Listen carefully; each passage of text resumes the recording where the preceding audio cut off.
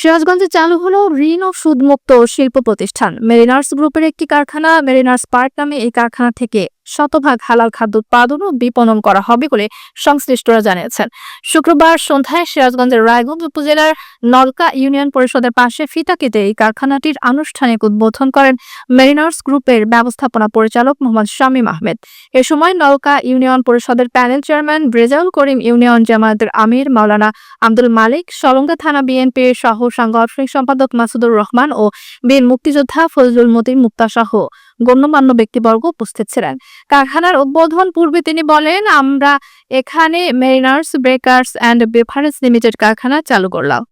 তিনি ক্ষোভ প্রকাশ করে বলেন, আমরা পাবনায় একটা প্রতিষ্ঠান গড়ে তুলেছি, কিন্তু স্থানীয় একটি চক্র নিজেদের দখলে নেওয়ার জন্য ষড়যন্ত্র করে আসছে। তারা আমাদের লোকজনের উপর হামলা চালিয়েছে।